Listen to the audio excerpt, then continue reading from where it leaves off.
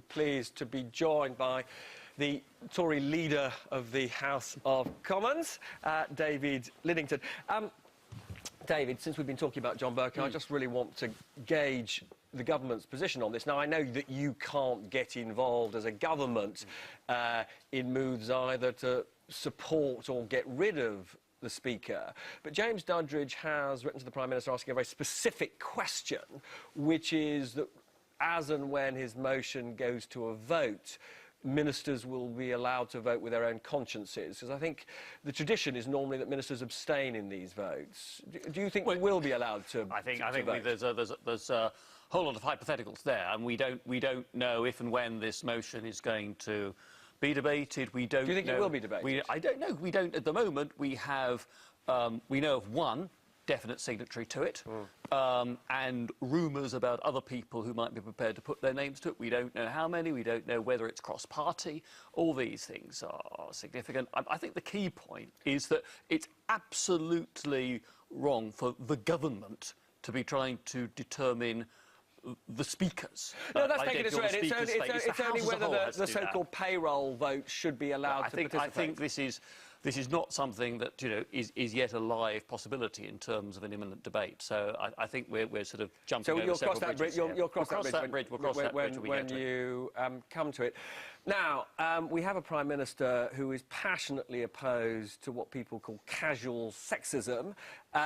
One of her colleagues, David Davis, reported this morning to have sent some texts about Diane Abbott, which many would say are blatantly sexist. Do you think he's going to get a ticking off? I've no idea. It's the straight answer. Straight answer. What did you? Because he's not denying he sent those texts. What did you feel when you saw those texts? I've seen the press report. I don't know the context in which it does sound to me like the sort of thing that was to be said in the his spokesperson has apologised to David. His spokesperson, David Davis' spokesperson, has apologised to Diane Abbott on behalf of David Davis. So plainly he did send the text. Plainly he's embarrassed by them. He's embarrassed by them. He's given an apology. I would hope that Diana accepts that apology and we move on, because frankly, we've got, all of us, Labour, Conservative, other parties, plenty of important issues to discuss. David appears to have accepted he's made a misjudgment. We move on. Now, we've had the very important first set of debates in Parliament on triggering Article 50 in the Commons, past its third reading. We now move over to the Lords. Yeah. There's been a lot of noise from the government that they do not want the Lords to amend. Why not? Because the bill does one thing only, which is to give the Prime Minister the power to start negotiations on EU exit by triggering Article 50 of the European treaties. Nothing more, nothing less.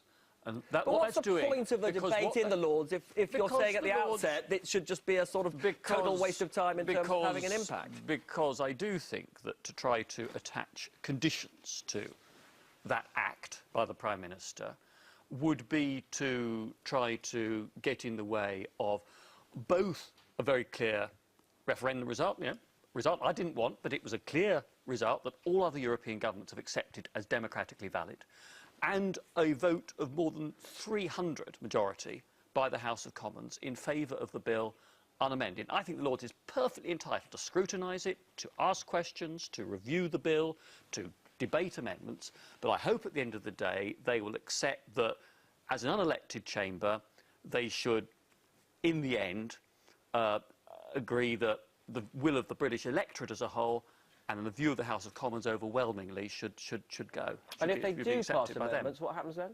Well, then those amendments go back to the Commons, and we have then to vote on whether we agree or disagree with those amendments. If we sent any hypothetical Lords amendments back to them, I hope that at that point the Lords would say, OK, the Commons has accepted that and doesn't want our amendment, we bow to the will of the elected chamber. I suppose I was trying to get you on a different issue, which is some of your colleagues have said this would be a crisis of legitimacy, that if the Lords attempted to thwart the will of the people, that this question of whether they should be abolished would be back on the table. Should it be back on the table?